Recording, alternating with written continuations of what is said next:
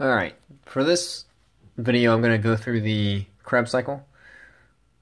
We're going to start with pyruvate and use pyruvate dehydrogenase as well as a CoAsh molecule to form an NADH molecule, an acetyl-CoA molecule, and a CO2 emission compound. So what I'm going to do is go through Krebs itself first, and then I'll introduce this little notion over here with the P and the F. Okay? So from here with the acetyl-CoA, we'll enter the Krebs cycle with citrate synthase, and we'll join with the 4-carbon molecule oxaloacetate to form citrate. From here, we use an aconitase molecule to form isocitrate, and here's the rate-limiting step, is the isocitrate dehydrogenase. Some stimulators of this are ADP, which is showing a lack of energy. We need energy.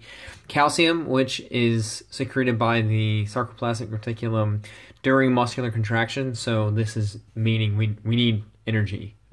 We need some ATP to be burned muscular contraction-wise. And then NAD, so a lack of NADH molecules. The inhibitors are just the opposite, showing that we have enough ATP and or NADH. Stop with the Krebs cycle. Stop making energy. Isocitrate dehydrogenase pulls out NADH and CO2 and forms alpha-ketoglutarate. And then alpha-ketoglutarate adds in a CoAsh molecule again, so the CoA, to form succinyl-CoA, as well as an NADH and a CO2 group of molecules as well. So there's two of our energy-forming compounds. So we have succinyl-CoA, and we use a synthetase enzyme to form succinate. We add GTP, which is essentially ATP, just different base nucleotide, which we'll later exchange for ATP on a 1-to-1 ratio. So we'll form succinate, and we'll pull out a CoAsh molecule to be recycled back within this system. We then have a succinate dehydrogenase, which pulls out an FADH2. And NADH and FADH are both forms of vitamins. One's a flavovitamin, and the other one is nicotinamide. So it's the B vitamins come into play here. We form a fumarate molecule, and we use fumarase to form L-malate, and then L-malate goes through a dehydrogenase enzyme as well, pulling out another NADH for the cycle and forming oxaloacetate. So the rate-limiting step is right there. Down here, I've kind of noted what the totals are per glycolysis, per Krebs, per pyruvate, and per glucose. So really quickly, got glycolysis I've covered previously. 2 net ATP, 2 NADH. Krebs cycle is not including the pyruvate up top. So we have 3 NADH, 2 CO2, 1 FADH2, and 1 ATP molecule. Pyruvate just includes that NADH up there as well as that CO2 that we get.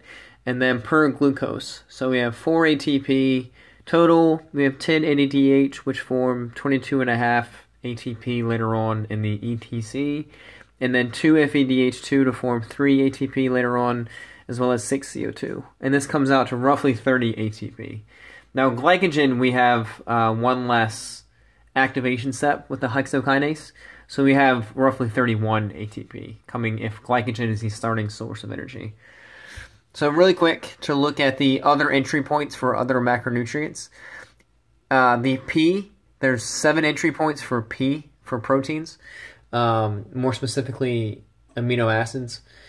I didn't go through and list all of them, valine, isovaline, tryptophan, etc., etc. I just put where they can introduce into the cycle, including the acetoacetate precursor to acetyl-CoA. And then fatty acids come from beta oxidation, and beta oxidation yields 2-carbon acetyl-CoA molecules, which then shuffle back into Krebs, and we go from there. So this is where, with the fats, this would be... Sorry, I got hair everywhere.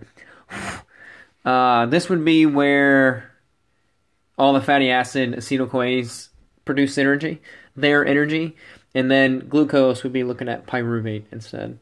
And then we have 2 pyruvates, obviously, per glucose. So 1P, 2P, 3P, pretty sure alpha-ketoglutarate, succinyl-CoA, yep. Where's the other one? Fumarate, oxaloacetate. What's interesting is supplements can also come into play here as well, with some supplements looking at L-malate. They haven't shown much benefit, as most supplements don't show benefit. It's all marketing. But that's just something to kind of keep in mind. Is this is where it would kind of come into play. So enhancing some additional energy, perhaps.